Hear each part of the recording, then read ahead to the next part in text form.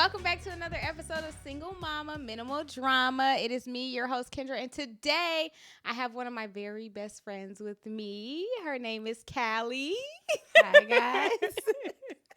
And today we are going to be talking, of course, about parenthood, motherhood, all of those things, but specifically talking about, I guess, restarting a family and getting married after, divorce. So, Callie has a very interesting story that she's going to share with us about what she went through. And it's kind of like parallel. It's not parallel to what I'm going through because it happened way before my stuff happened. Right. But, it's similar in a respect. Right. Yeah. So tell us. Okay. So, I got married very young. Yeah. Very young. You were young. Learned a lot through that marriage. Got a divorce. I was single maybe about 2 years before I met my current husband right now. Mm-hmm. Love him. He's the best. He's the He best. He's the best. I hit the lottery. This is the only man I dated after my marriage. So I felt like I won because I didn't, have to go through all the dating because dating gives me anxiety and I didn't want to have to introduce a whole bunch of people to my child. Right. And yeah, so I met him, we dated, got engaged, got married, and we have 2 kids together. So I have 3 total. 3 total. And you have a big age gap between Yes. Yes. So my oldest daughter is 12, and then I have a 3-year-old and then a 1-year-old. Mm-hmm. So yeah. Would you say would you recommend getting married as young as you were? How old were you when you got married the first time? I was 20. Would you recommend I it? would not recommend getting married at 20. I just feel like it was more stuff that I needed to do. Mm-hmm. People say I have to get things out of my system. It could be anything. Like, it's just so much I wanted to do versus, now I got to be a wife, and I didn't know how to be no wife at 20. Right. I think, in your 20s, I feel like we all get caught up in, thinking we know what it is to be a wife. And we be like, I could be a wife. I want to be a wife. I want to do this. Yeah, it is TV. You be like, I want to cook. I want to clean. I actually don't want to do any of those things. I actually do not want to figure out what we're eating for the next 18 years. Right. I don't know what I'm eating tonight. Bruh, that is crazy. To think, in your 20s, you was like, I want to be a wife. Actually, and I like what you said when you were they're getting things out of your system. It could be anything. Yeah. Because I think a lot of times people hear that and they'll be like, "Oh, you need to go and have sex with a bunch of people." It wasn't That's sexual for me. No, not it. You need to travel. Yes. You need to work. You need to figure out who you are. Yes. And at 20, that's crazy. At 20, I was still in the club. Let's talk about. I found out I was pregnant on my 21st birthday, for my annual pap smear, going to the doctor the week after. She's like, you pregnant? I'm like, what? So it was just so I literally was just in the club last week celebrating being 21, and then now I got to figure out how to be a mom and a wife. And all of that 20, that's a lot. And I wasn't ready for it. I'm not blaming nobody. I'll take, my piece in it. I was not ready. To do whatever I needed to do. Yeah. So I needed that time to, see what's going on. I even moved back home watching my mom, stuff she do. You know what? Okay. Yeah. So she doing this. Let me, when I get me a man, let me try again. Yeah. So Callie is a Libra also. Throw that out there. 10-17. 10-17. Yeah. So I don't know. And I was 20. I'm trying to think of where I was. And I was in college. I was at Savannah State. And I was dating this guy, and I really liked him a lot, but I wasn't in the mindset of getting married. So to hear or to have a friend who I knew at 20 who was they're getting married. And when we were in our 20s, Callie and I have been friends for a long time, but kind of passing friends, you know what I mean? And I feel our moms we've gotten are friends. Right. We've gotten closer. We got closer after I graduated college. Yeah. So you were already 3 years into your marriage by the time me and you started getting close. But we have known each other since we was 16. Yeah. Teenagers. Yeah. So and so my mom, I would hear her talking about oh, Callie got married. Oh, congratulations, Callie. Damn, that's crazy. Right. Wait, but age. Yeah, but if we were as close as we are now in our 20s, if you would have told me you was getting married, I would have been why? I realize that now. Nobody was don't do that. Yeah. Not even on some however you felt about the person. It's just like, are you ready? Like, nobody was asking me like those questions. Like, are you ready? People kind of made it seem like, oh, you're pregnant. This is what you need to do. Yeah. It was never like, you sure? Or, you know, let's talk about it. How about y'all do marriage counseling first? Anything. I mean, first, before the marriage. Like, first. Yeah. And I never did. I've never taken any type of counseling. I've never talked to a counselor. Oh, really? No, I am a person that keeps everything in and I just let it go. Like, and my mom always says it's bad. I need closure. I feel like I don't. Mm-hmm. I just rather just put it past and just move on. I feel like I have so much other stuff I got to do besides worry about things like that. And so it's worked for me. Mm-hmm. I mean, I hope I never have like a big breakdown where I really should have just talked to somebody about something. Yeah. So thankfully it hasn't happened yet. Yeah. But, you know, I just got to keep pushing. I highly recommend therapy to anybody, even as maintenance. Even you know, me and you have had our conversations. Right. But, like, I mean, it's a lot more accessible now than it was back then. Right. So, like, I think that, like, I mean, there, you know, like, you can do, like, BetterHelp, and, like, they will text you. And, like, I used to do my therapy on my phone sitting in the car, like, parked. And she would call me and we would be on like FaceTime and we'd be sitting there. It's real easy to do therapy now. Like, it's not like, oh, I gotta drive to the office and go sit in the I think office. That's what it was. It was like, okay, at that time I'm a single mom, like, okay, I gotta find somebody to watch my child. Mm-hmm. So I go to therapy, but I also gotta go to work, but I also gotta cook for this child, but she also has a bedtime, and it was just too much. And I was just like, you know what, I'm just forget about everything and keep it pushing. Yeah. I think a lot of women get like that though, especially when they are in a marriage or a relationship with somebody and that partner is not supportive of them in any way, and like they have to take on all the responsibility of being a mom, being a wife, working a full-time job and doing all of that, and then you just like, you know what, I got to keep pushing for my child. My own mother did it. My own mother said it. Like, she had to keep pushing for me and my brother. Yep, you have like, to. She wasn't going to therapy. Right. Yeah, like, no, you got to get up and go to work, get them ready to go to school, keep going. That's why, like, it's so funny, though. Like, it's those memes. It's like, black kid, like, the black kid's talking to her mom, Mom, I'm depressed. You better go depress them dishes. Right. No, for real. No, for real. We all depressed in this house, but guess what? We keeping it pushing. It's such a hard thing, though, like, to carry, like, on your shoulders. Yeah, and then especially to break the cycle of it. Like, okay, so do I really get help if I need help or not, because I really got to get up and get my kids ready for school. Yeah. Like, I really don't have time to be sad. Yeah. You know what I mean? Yeah. And I ran into that a lot. Like, and I was just like, I'm not going back to that. I don't care who I'm with. I don't care who this person is, how good they look, how much money they make. I'm not doing what I did before. Yeah. I'm not repeating anything. I'm not going back to any old ways. Like, I have to be different for Pilar. This is when it was just me and Pilar. Right. Like, for Pilar, she cannot see her mom sad. She cannot see her mom do anything. If I need to go cry in the shower, I will. But, like, for Pilar, no. She's going to think her mom did everything. And that's really what was my concern at the time. But also, I explained to her, you can be strong, but do not be a married single woman. Do not. Do not. I'll just leave that there. Don't do it. Don't do it. I'll leave that there. Listen, that was my plight. People were like when I got divorced, a lot of people were saying, like, the things that bothered me were things that I could have lived with.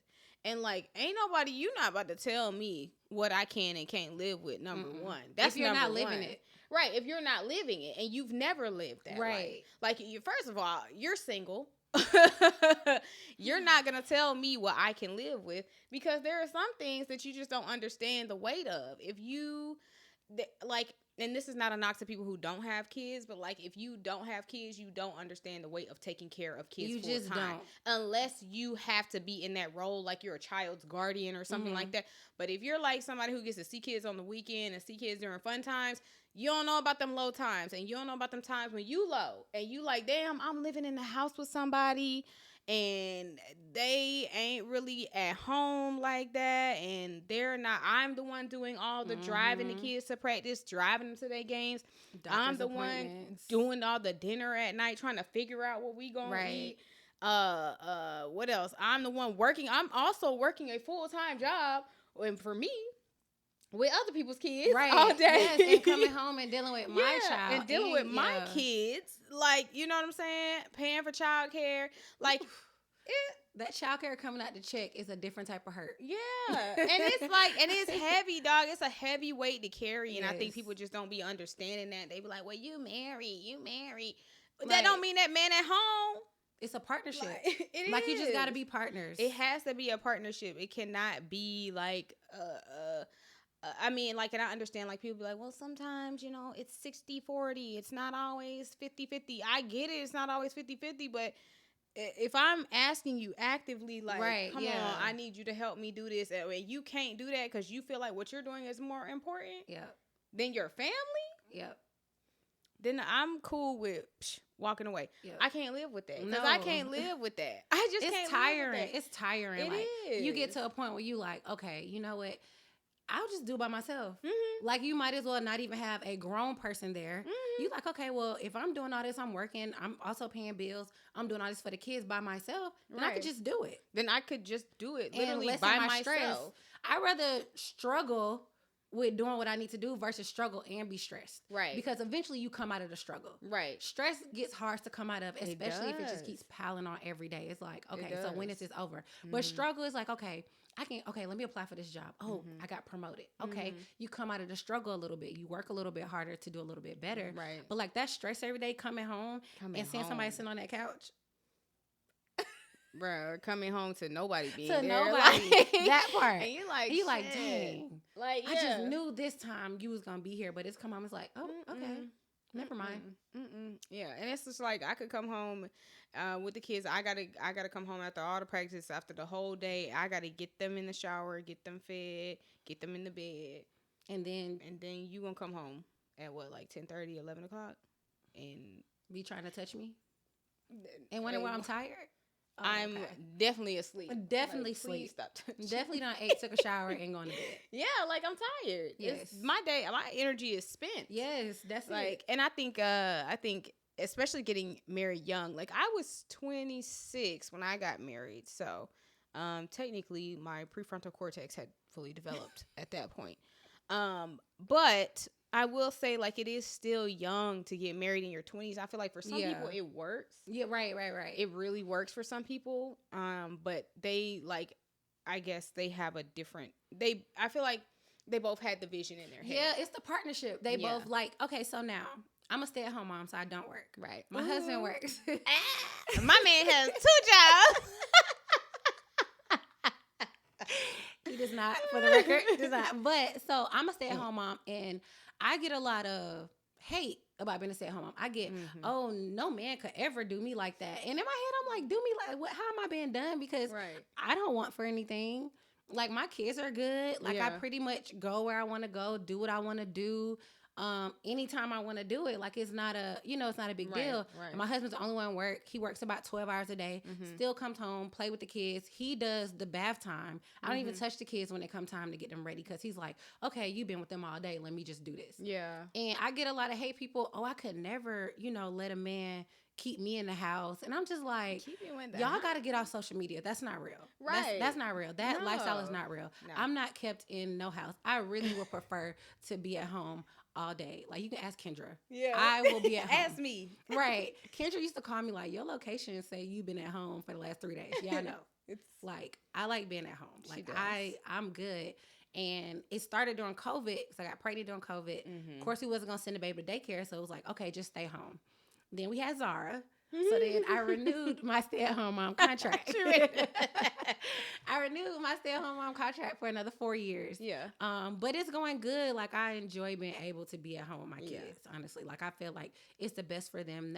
Not to say anything about daycare, because Pilar went to daycare. And I worked there, and it was fine. It's just, this opportunity, I got a chance to do something different. Yeah.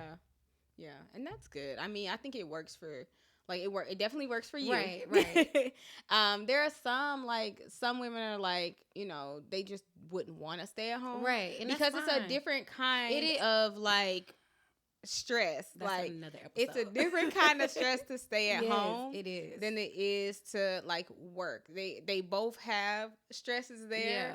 But like staying at home is like your job is never ever. Yeah, there's no off days. There's no like, off days. 4th of July was just no break. Thursday. Like, yeah. I had the same day that I had every other day. Yeah, like yeah. It didn't feel like my husband was home, so he felt like he was off. He got to sleep in. He got to no. Yeah, I did the same thing that I do every single day. Yeah. So it never feels, of course I get my chance to go out, do stuff. Mm-hmm. We go to the gym, but there's not a off day. Yeah. Like there's no vacation, there's no PTO. Yeah. So it is different because you are always with your kids. On call. Yeah. Like me, like I don't even know if I could do it. I can't imagine it because I've never not worked. Right. Yeah. And then like I can't even see myself being at home all day. Like, and my kids are now, both of them will be in elementary school. Right. So you would literally be at home all day alone. Yeah, like what would I do? I mean, I would read books. I have plenty of books to read. Oh, I was supposed to bring you a book. Why didn't you remind me? I've been reminding you for 2 weeks. So. Oh, my God. Anyways, so, like, I just couldn't even imagine, like, wrapping my mind around like being at home. And that's how I was. I think the pandemic kind of pushed it a little bit. Yeah. Because it was just like, I'm not going to send him to daycare during the pandemic. Because this is before, he was born in December of 2020. So we was still like actively stay in the house. Yeah. So it's like, I didn't know what was going to happen. If I sent him to daycare and then they shut down again. And then it's like, okay, but I got to go to work. And I worked in logistics. And if you worked in a warehouse before, they don't close. Oh, I've never worked in a warehouse. Yeah. Like I was a manager, but the pandemic happened and they was just like, put a mask on. But it was a cool job. It was just the pandemic. So, and I'd rather be with my baby. Yeah. I mean, now like if I could, like thinking back, if I could do it, I'll say if I could do over. Because I don't want to say if I had another baby because that's not going to happen. I would like to stay home like the first year with the baby. Right. But then I need to go back to work. Yeah. And that's how I was with Q. Him and Zara are 15 months apart. Yeah. So slowly into Q about to turn 2, like that summer, it was like, oh, I'm pregnant. Yeah. Okay. Because that was the plan. Like I was getting ready to like, okay. We were going to have a hot girl summer. No, we was. And we started off at a very nice concert. Yeah. And I was pregnant that whole time. And that was when I was like at the peak of like being divorced and single. Yep. And I'm out here. We was at the concert. And then this girl went home and got pregnant. I was like, guess what, y'all? They was like, no, you're not. And I think I sent y'all a picture of the ultrasound. Like, no. Yeah, I feel like I got a pregnancy test and an ultrasound. No, you did. You got both. Yeah, I remember that though. She went home after that concert and got pregnant. Not even went home after. Left us. I did leave. Her man pulled up. Like we at the concert, we having a good time. She was over there. I saw her texting every now and then, but I didn't know what she was talking about. Child, she's talking about, okay, Q's here. I'll see you guys later. Love you. So in my defense, it was an outside concert in June. It was. And it was so hot. It was hot. And we were really there to see Erykah Badu, and she was coming on last. Yeah, and I'm like, okay, so how much of this heat I'm going to do? So I kind of text Quick, and I'm like, what are you doing? What are you doing? I was like, it's hot. He was like, well, I'll come get you. I was like, okay. So yeah, we were there to see. It was the One Music Fest. Yeah, and it's the one they did at Lakewood, and they started late. Yes, remember we were sitting out on that lawn for like 2 hours and nothing was going on. And then all of a sudden it started. It was just like y'all started late. Okay, first of all we were hot. Like it was hot. We was sweating. Hot. Everybody was sweating out there. People was laying out trying to take naps and like it was ridiculous. And then like you couldn't get no water to save your life. Oh my god! It was like they weren't even giving out free cups of ice or nothing like that. They was making people pay. Yes, that nasty liquid death water in a can that gets warm. People love that now. It's too. So nasty. I was just like, we are gonna die out here. Like we. Like we're gonna have to drink soda and just get the water from the soda. Girl, something. We was gonna die. They was trying to kill everybody out there that day. Like it was a setup. It was a setup. Right. So I had to go. I was like, it's hot. Yeah, it's hot. Her inner Libra, the aesthetic was not aestheticing anymore. We got a few good pictures. Maybe we'll put those up. But like. It was very hot that day. The concert, Erykah Badu did good though. I mean, in hindsight, she did an amazing job. Yeah, but it was sent all very the videos late. to me, so I got to see it. at home after she had already went home and got herself pregnant. got pregnant and set up and watched the videos of Erykah Badu. Yeah. They were good. I was happy to be a part. It was just hot. Thank you for joining us. I just can't do the heat, y'all. It's hot. I mean, it's hot now. Yes. It's Georgia heat, so. It was brutal this summer. Yeah. Were you pregnant during the summer? Any of your pregnancies? All of them except Pilar. I had Pilar in June. Zara was born in March. But I was pregnant in the summer, but little pregnant. Yeah, little pregnant, but because I was stay-at-home mom, I was in the house. Not gonna lie. Oh, then Q was during the pandemic. Q's in. So I worked my whole pregnancy with Q and Pilar. Okay. I literally worked all the way up until the day I had Pilar. I was on the way to work, having contractions, and was like, "Oh, I'm gonna go to the hospital." Ended up having her that day. Really? Q. I had kind of set my maternity leave up, or like the week before my due date was my last week, and then ended up going in for like my doctor's appointment that Tuesday and had him. Zara, I was at home the entire time. Pregnancy, which was good because I get bad morning sickness. Yeah. So with Zara, it was like I was just able to throw up at home. Yeah. versus run to the bathroom at work. So. Yeah. Oh, okay. And you had all of yours natural. Yes, natural, no epidural. Pushed everyone out. Still can't believe it. I'm not gonna lie. And I'm not saying don't get epidural. If you need it, please get it. But I'm like I kind of tricked my mind. Like, girl, it don't hurt. Just hurry up and push them out so they can get here. And I literally say that in my head over and over and over. Really? And yeah, like it's weird. Like Quentin says, like your pain tolerance is crazy. Like, because people say it's mind over matter. Like if you don't mind, it don't matter. You know what I'm saying? So I kind of did that, and I was just like, push, just hurry up, and it hurt. People ask me, I'm like, yeah, it hurt. I felt all of it. Like, I don't want people to think, like, I just blocked it out and, it didn't. Right. No. It hurt, and it was crazy. Like, I felt all of it. But I'm really more afraid of the epidural needle than pushing a baby out. So. Me, personally, I had 2 C-sections. My kids didn't want to come out. So, I think I want to say I was like 41 weeks with Sam. And they tried to induce me. And Sam was like, no. I didn't, like, I got to, like, I was 1 centimeter the entire time. They didn't, like, I was 1 centimeter, like, the whole last month of Sam. It's crazy how that happens. Girl, and even after they put that Cervidil on my cervix to try and get the shit going, it didn't work. It didn't work. They kept coming in and checking me, and I was so frustrated because it was like, I want to say it was like every hour somebody's coming here sticking their hand up your crotch. Oh my God. It was awful. And I was horrible. Like, oh my God, this is terrible. Yeah. And it didn't happen. And then the next day they was just like, all right, we just going to go ahead and C-section him out. Because he wasn't descending into the birth canal. Oh, okay. So he was good. He wasn't Sam was ready. Like, no. And like, he came out and like, you know what I'm saying? Like his face like was mad, up. like, and you see him now, like he still yeah. will screw his face up quickly. And Sam is very like strong-willed. Okay, he was not gonna come out of there until he was ready, and y'all cut him out. Yep. Now Weston, I got the 2 centimeters. Okay. With Weston, but they had already planned to do a C-section because I had the first C-section, and they were so close together. I think. Like, Sam and Weston are 20 months apart. Okay. So, almost a little over a year and a half. Okay. Yeah. Okay. So but they were just like, no. And I had a really good doctor. She was just like, for Weston, I had a really good doctor. I loved her. And she was just like, she's like, well, you're going to have a C-section. So, we'll probably take you about 39 and a half weeks. And at 39 and a half weeks, I was 2 centimeters. I was like, damn, Weston might have came out. Right. You just literally never know. He might have came out. But no, that brother Sam, he wasn't coming.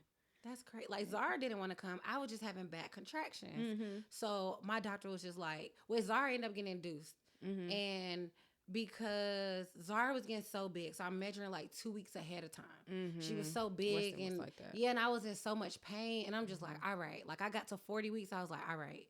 Like, I can't do this no more. Like, and then, I got Pitocin with Zara, but not with Q. Okay. I did get Pitocin with Zara. And it's like, as soon as I got it, when I got to the hospital, my bag was bulging.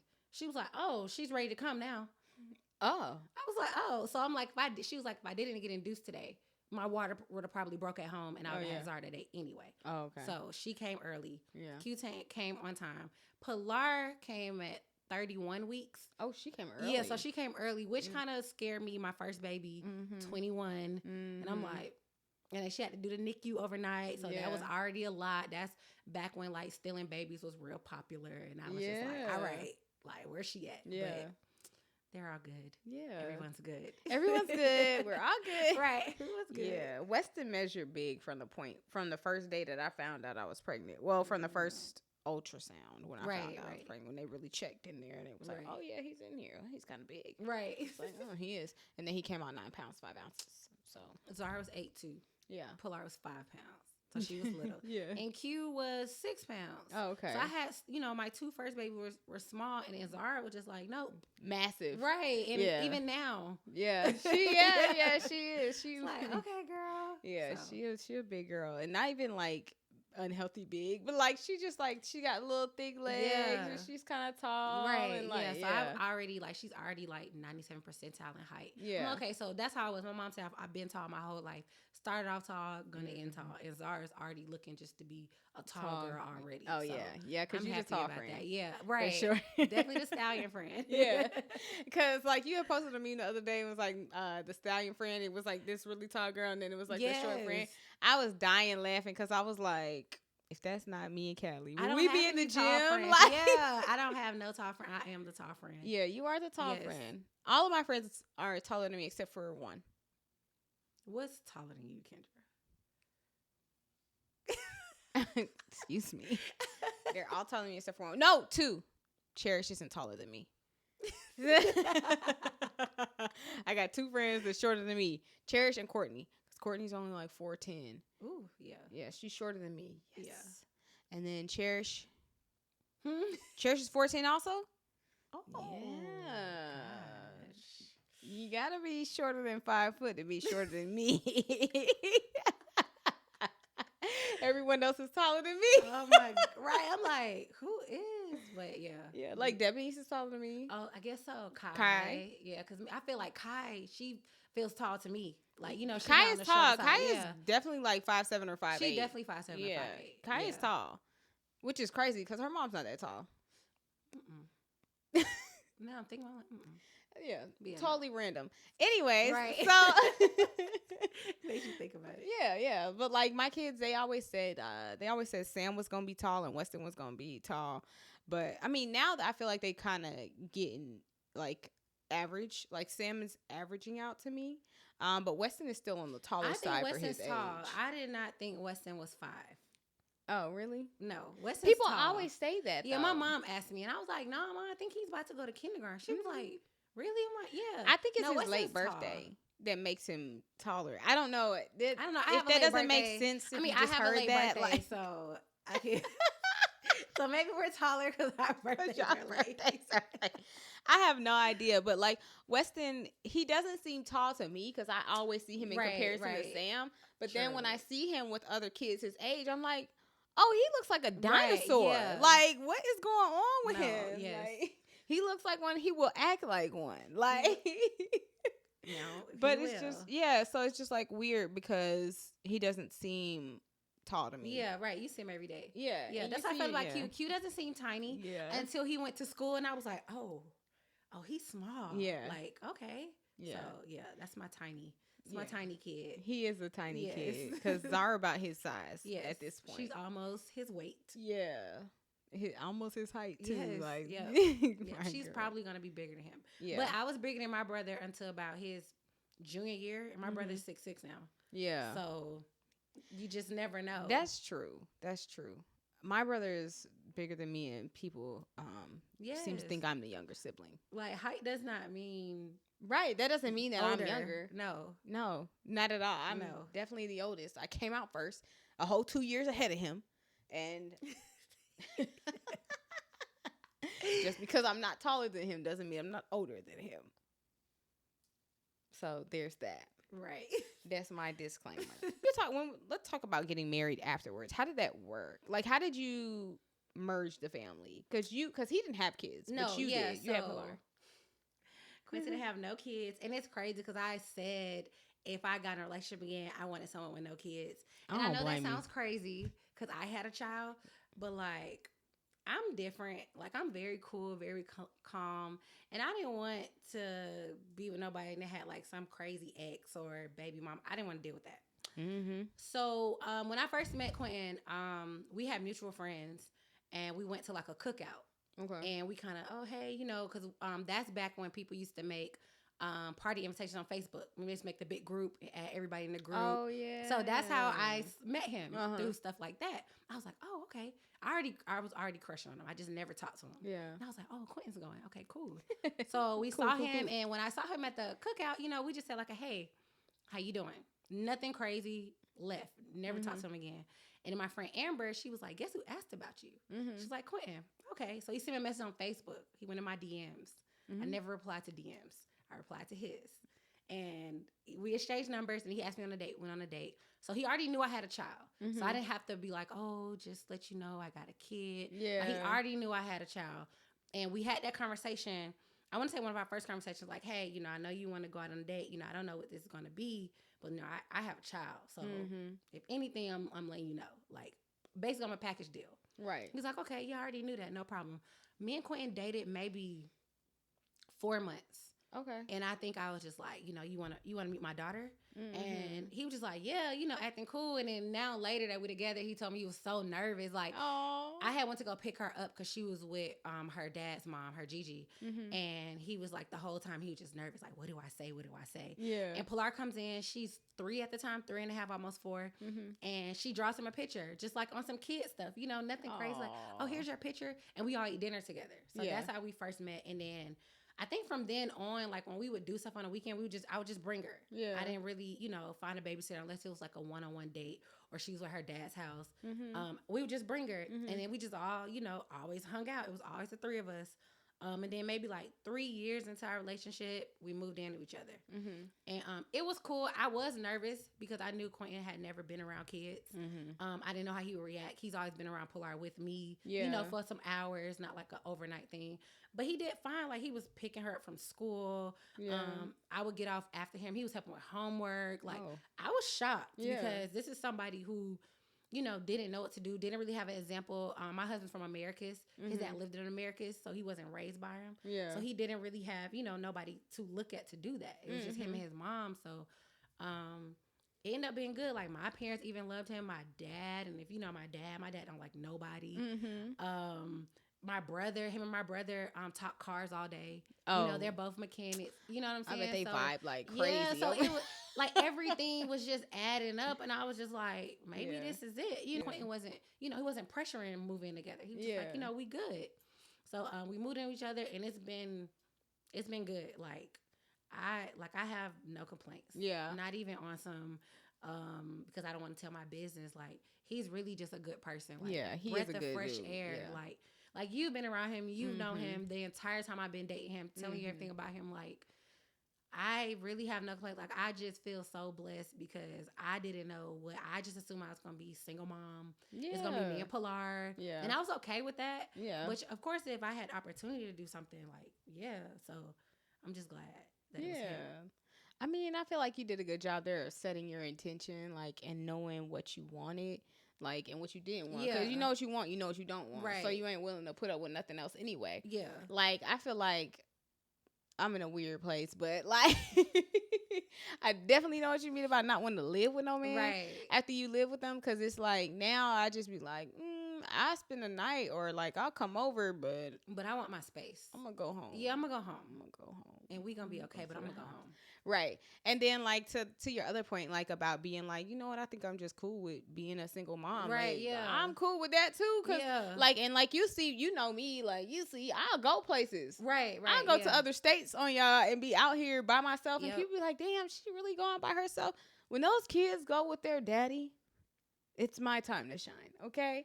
And, like, I don't need to be waiting on no man to be like, oh, you want to come with me? Because I did all that. I already waited. Yep.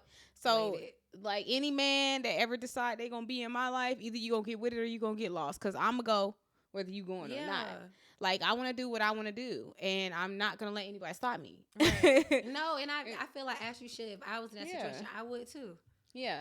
And then, like, as far as the kids, like, when they with me, they with me. Right. Like, we together. So, if you can't accept the kids, then what we doing. Right. So like I'm glad that like for you, I'm like I know all of your stories. Right.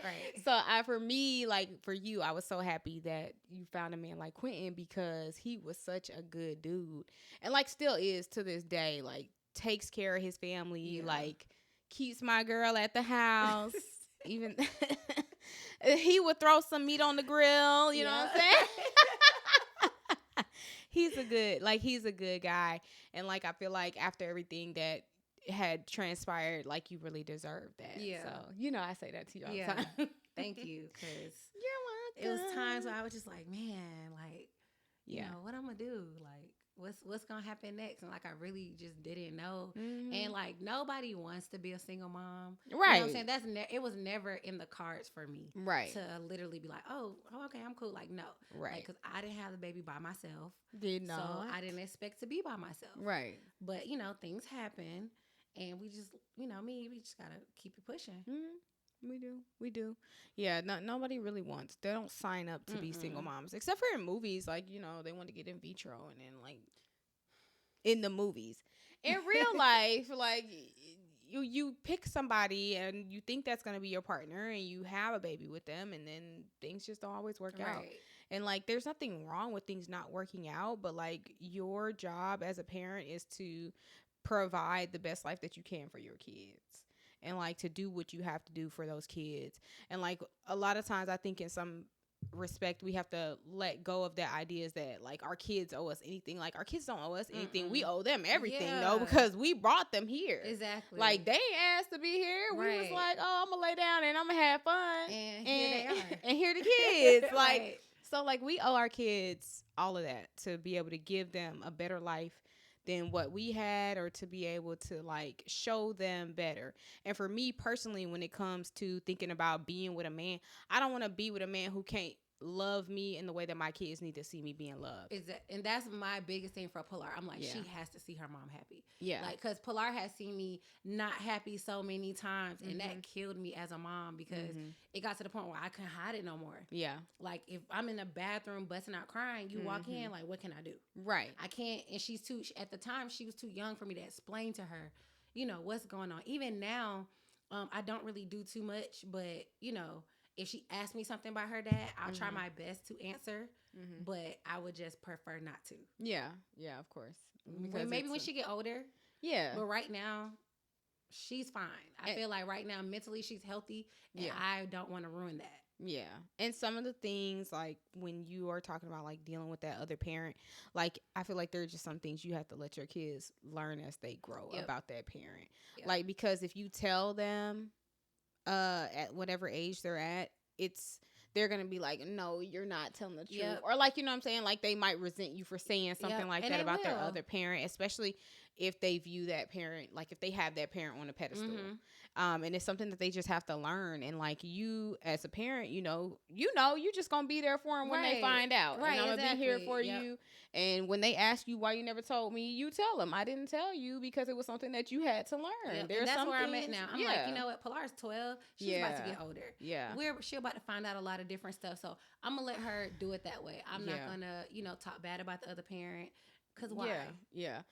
That's always been my thing. Like, even when we was going through our divorce, I was like, I'm not about to drag this man on the internet. I'm not about to talk bad about him to his kids or around his kids.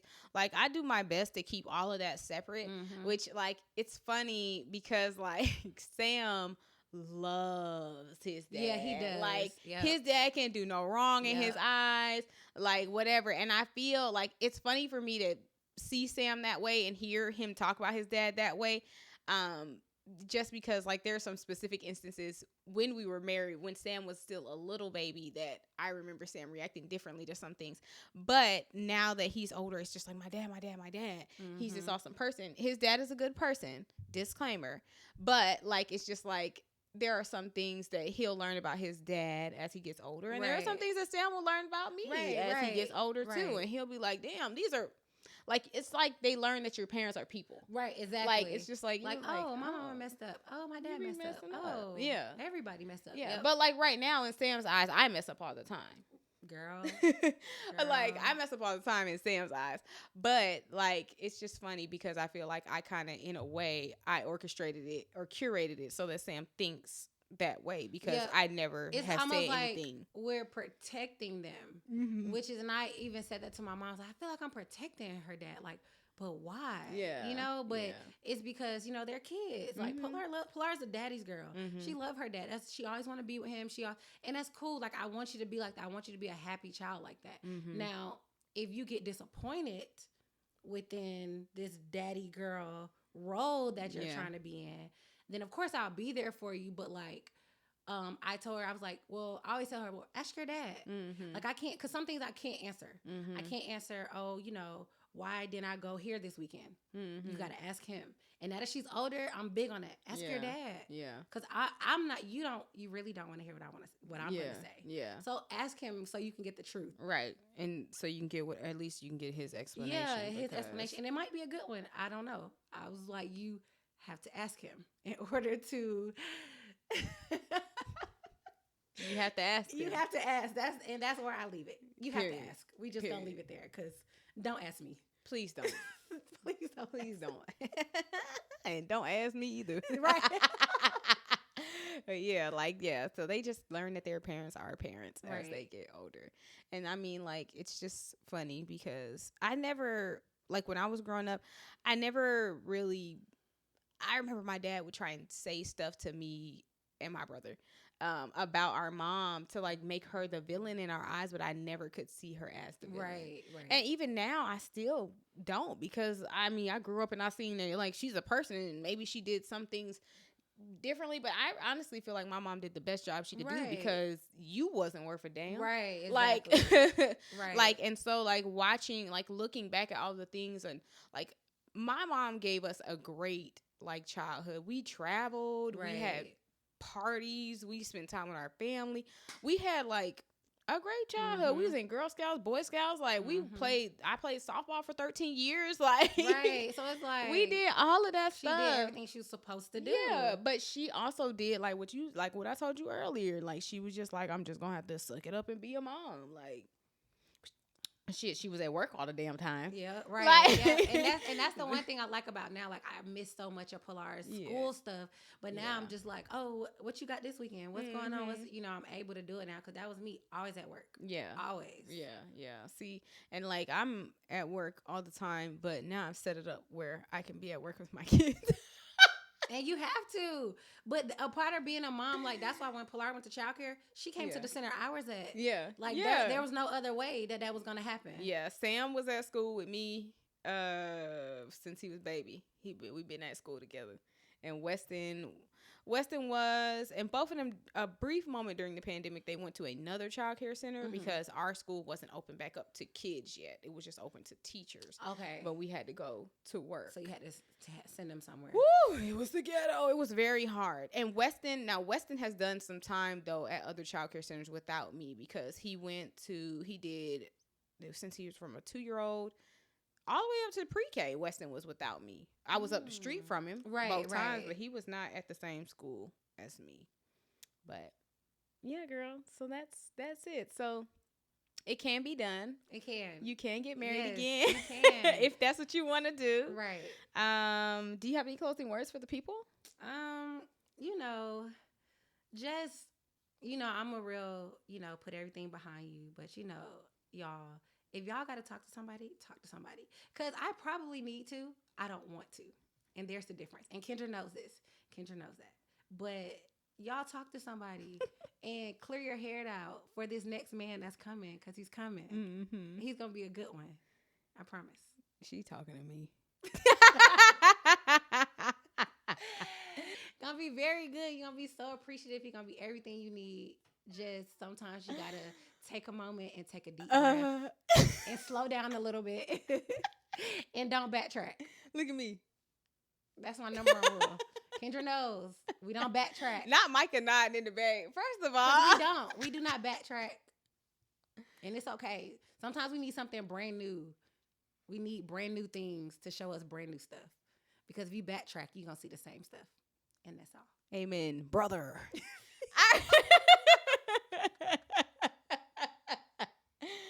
Well, you guys, that is all we have for today's episode of Single Mama Minimal Drama. If you do need any help or resources because you might need a therapist, you can always look for, and this is not sponsored by BetterHelp, but BetterHelp, they are available. I know plenty of people, right? You could sponsor. Plenty of people who have used their services and are happy with them because they're easy and accessible. So, anyways, thank you for tuning in. We will see you on the next episode.